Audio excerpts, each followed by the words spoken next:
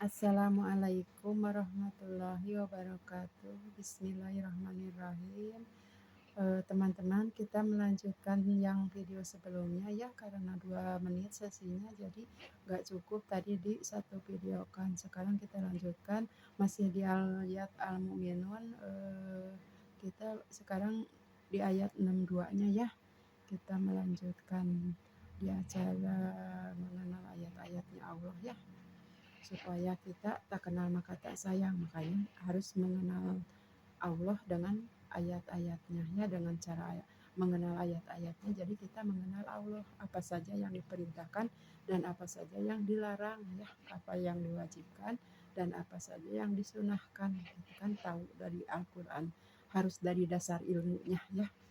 Terus kita bahas yang sekarang adalah surat Al-Mu'minun ayat 62 yang artinya Bismillahirrahmanirrahim.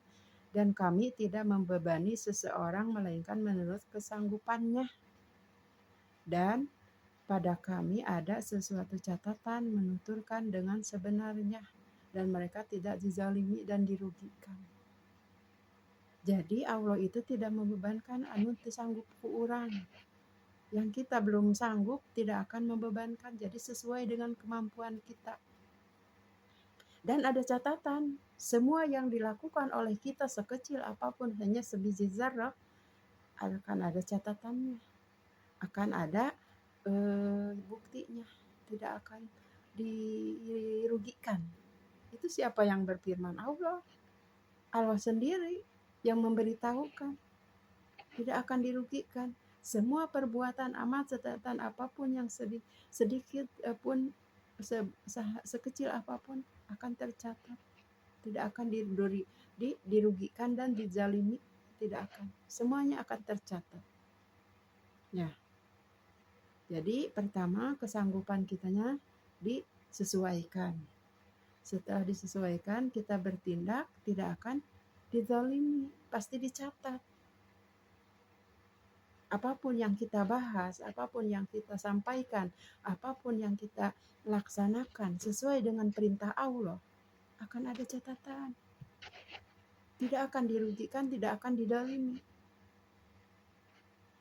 Yakin gak? Yakin. Karena Al-Quran itu gak bisa dari orang lain. Dia turun dari Allah dengan melalui Rasulullah. Firman-firman Allah itu gak diragukan, yakin. Karena manusia itu nggak bisa bikin satu ayat pun, nggak bisa. Ya, Allah itu memberitahu. Jadi ngobrol begini itu akan dicatat. Untuk niat apa kita mengobrol begini teknik kepada kalian? Karena Allah. Bukan karena Allah mana-nawanan apa-apaan. Ya, kalau karena validasi orang mah buat apa? Nggak dapat apa-apa. Ini yang Allah perintahkan, ini yang Allah suruh, ini yang Allah harus tuntutan untuk berdakwah, untuk menyampaikan. Baligu ani, sampaikan dari walaupun hanya satu ayat, pesan Rasulullah juga. Ya kita sampaikan, kita bahasa Sunda nama. Ketika kita mengidolakan seseorang misalkan, kita akan mengikuti apa yang orang itu kerjakan. Nah, kebetulan kita kan mengidolakan Rasulullah. Nah, ya, yang diidolakan itu para nabi. Jadi ngikutin jejak para nabi. Apa yang para nabi kerjakan, nurutan, bahasa Sunda nama. Urang teh tuturut mondingna. Tapi dengan ilmuna. Diniatan karena apa? Karena Allah. Singkirkan dulu, tapi bersihkan dulu hati kita. Sebelum menuntut ilmu, sebelum mengkaji ilmu, bersihkan dulu. Hati kita itu harus tersapu, bersih. Bersih dari apa? Pertama, kita maksimalkan tidak menggibah, mencela, menghakimi orang. Itu bukan ranah kita menghakimi itu. Kan kita sering baca di itu di Al-Fatihah beberapa kali, Malik Yaumiddin, pemilik hari pembalasan. Siapa? Allah. Narana itu jangan diambil sama kita. Pemilik hari pembalasan, yang pemilik hakim hukum adalah Allah. Kita nggak berhak menghakimi. Nah, itu pertama yang harus disapu. Di dalam diri kita itu nggak ada rasa seperti itu. Harus subhanallah orang itu ya, kebaikannya. Kalaupun dia membuat kesalahan, mungkin dia tidak tahu atau tidak ngeh, atau mereka belum tahu. Positif, selalu positif, memandang orang itu selalu positif. Kita selalu tersenyum. Teh itu mah orang mah suka nyawaan ke orang teh, misalkan nggak suka ijideun ke orang teh, jangan dilihat ijidna, biarin, nggak apa-apa, kita tersenyum aja. Kita diledekin tersenyum, apa itu bukan misalkan gimana gitu kesannya? Tidak, kita mah karena Allah.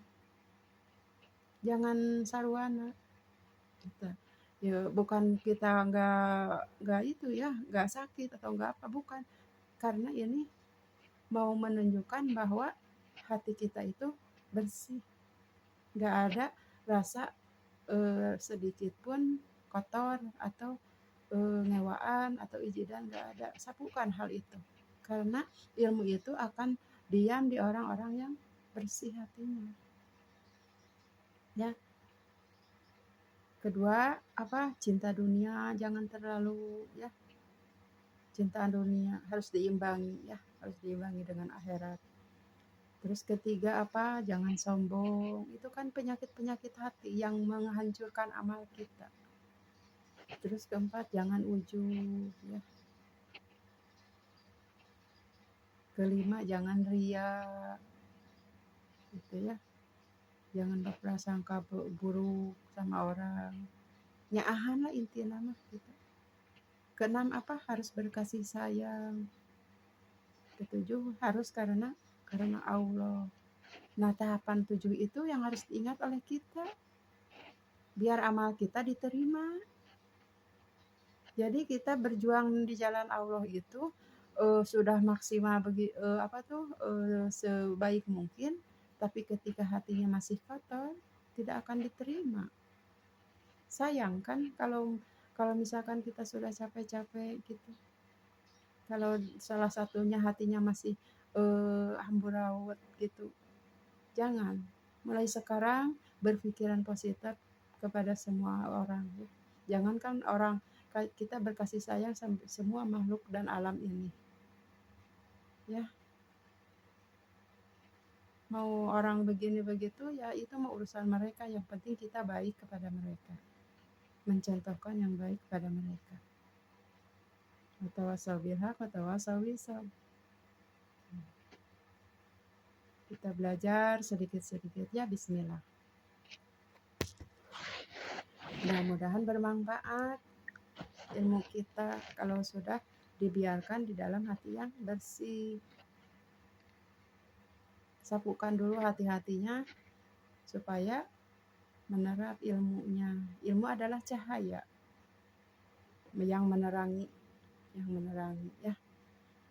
Nah, kita lanjut ke masih di surat Al-Mu'minun ayat ke-63 ya.